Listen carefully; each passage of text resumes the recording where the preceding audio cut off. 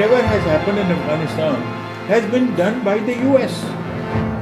They first built Osama, and of course in those times Ziaul Haq's government, your foreign office of course was supporting the Taliban. Yeah. But the Taliban, and this actually the conflict is between India and Pakistan on the soil of Afghanistan. And the Americans also play in, and then this incident took place on the 11th of September, in which they put the blame on Osama. And apparently, you see that themselves build these people and then they started killing them. So that's how it is. And we are just like bloody pawn. Quite right. How to make this understand? I think our leadership requires some kind of think tanks who should give them proper advice.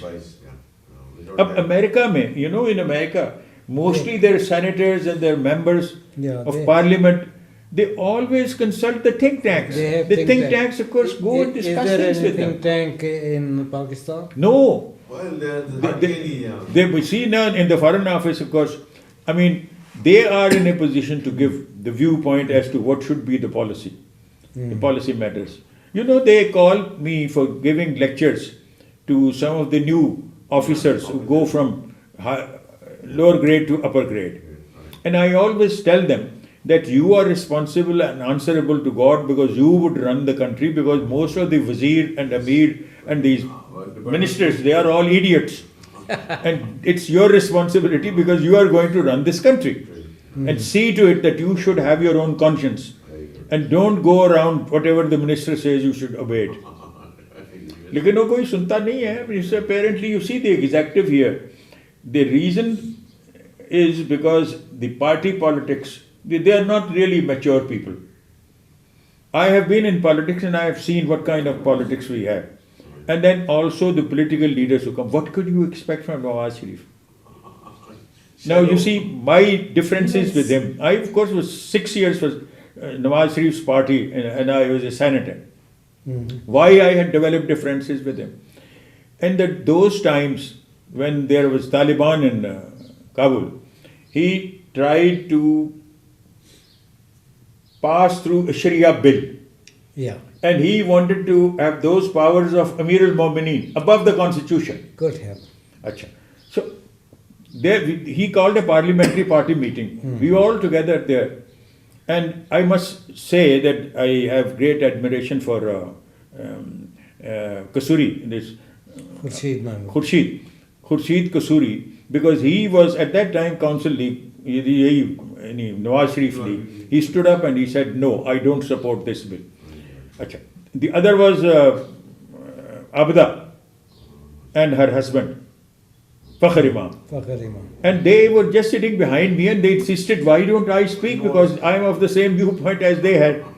I said, no, I'm not going to speak here. Because the moment they stood up to speak, people started saying, Kadam badhao Nawaz Sharif, hum tumhare saath hain. Indian agents, Indian agents. I said, there's no need to talk to him in this background. He told Khurshid Kasuri, he said, if you don't agree with what I am, this bill, then you resign. He said, all right, I am willing to resign. Ye surat thi. So what I did was, I didn't speak there. We made a draft with Naseem Hasan Shah and myself. Yeah. And in that, the principle was that whichever power he wants to derive, it should be under the constitution and through the parliament. So that democratic procedure must be there. It should not be over and above the constitution and to become Amir al-Mu'mineen. But he just wanted to become a counterpart of the Abdullah or whatever.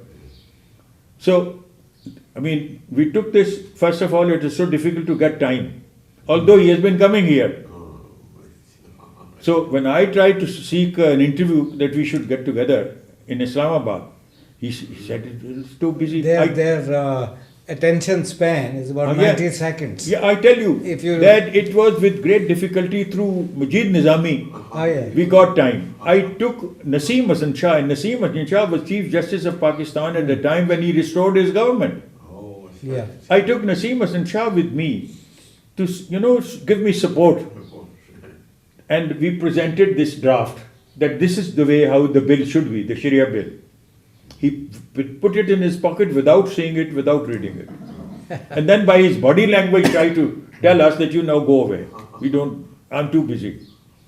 And I got so disillusioned. Yeah. Because apparently he was looking around like that, you What know, else? as if he was not even a human being. I was once talking to him, and I was sitting like this, I think like that. So he said, "Oh, where did you get these shoes from?" I said, "Oh, I'm sorry, I'm sitting a little bit too informally."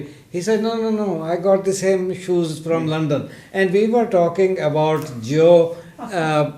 political effects on the nuclear power. I was talking about nuclear power. I know he's usually, and when I was in Birmingham last, Yeah. Yeah. I got a green colored tweed jacket. Acha. I still have it. Acha. Once I was wearing it and he came to see me here.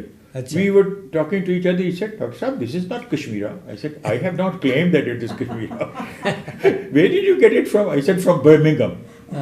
So, I mean, he always would go and discussing things like these. Like that. I thought, This is not Kashmira. I mean, I thought if I was discussing it with Margaret Thatcher, she wouldn't ask me about where About you your get shoes. your shoes from. But that was what he asked me. मेरे पास भी यही हैं, ऐसे ही. So, No, yeah, he had a sports car in which he used to come. I think they have sold it. It's a Mercedes kind of sports type. So he would discuss it with my son. I see. Yeah, this is the car you said. He's just like a child, Toys. a young boy, Toys, yeah. thinking of sports cars and shoes and jackets and Kashmira or. It's not.